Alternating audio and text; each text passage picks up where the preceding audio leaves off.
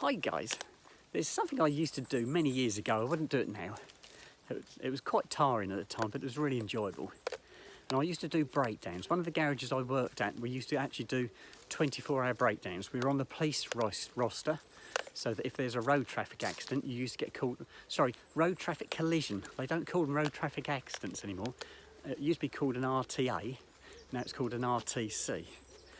Yeah, play on words for legal reasons apparently. Anyway, I used to go out and do these road traffic collision call-outs for the police, and they were interesting. There were some horrible ones there as well, guys, but most of them were interesting. I really enjoyed it. Got the old heart rate going as well when you got jobs like that. Yeah, the adrenaline really flowed.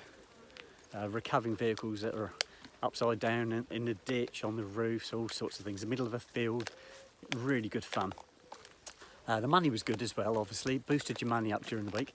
And I used to do it on a rota system with two other mechanics. So I used to do 1 in 3 weeks where you'd be out after hours collecting cars. I did have one occasion where I got home from work.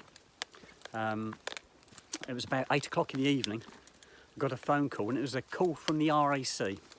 All their vehicles were already out. They needed assistance from a local garage, which was our garage. They needed a vehicle recovering, and it was on the outskirts of Ipswich, on the A14, heading towards Bury St Edmunds. It was a Granada, Ford Granada, if you can remember what those are. It's an old car now, but at the time it was quite a new car. A gearbox transmission problem. The patrolman had already been out to it. He'd diagnosed that it needed recovering back to the owner's address. They'd got recovery. So I got the shout to go and collect this car. So this was 8 o'clock in the evening. So I go to work and pick up the van and trailer. And off I head to the A14. Find the car on the side of the A14. Pick it up. Ask the gentleman where he's going. Manchester. What I said? He said, yeah, Manchester. He said, it's all arranged. So I contacted the RSC to make sure it was kosher. Yep, I had to take this fella back to Manchester. It's Bury at Manchester. I don't know if it's like a suburb of Manchester, but it was Manchester, but a place called Bury. And so I took this fella back all the way from Ipswich to Manchester. I had a cup of tea when I got there. He gave me a cup of tea, and then drove all the way back.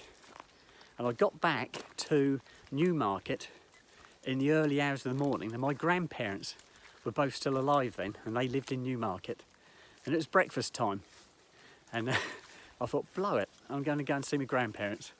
So I stopped at my grandparents. I went in for a cup of tea, another cup of tea, and a piddle, and met my grandparents, and then I got in the van and drove back to work. I got back to work at opening time, and they thought I'd come to work, although they couldn't quite understand why I'd got the van and trailer. Then I explained that I'd just got back from Manchester and I was going home for a sleep, because I was shattered, guys. Absolutely shattered. They weren't very impressed that I was going to have half a day off, which I did. I went back to work at 12 o'clock. I had to go home and have some sleep because I was just so tired. But yeah, that was the longest breakdown I think I ever did. But great fun. Right, I'm going to sign out now, guys, and I shall speak to you later. Bye-bye.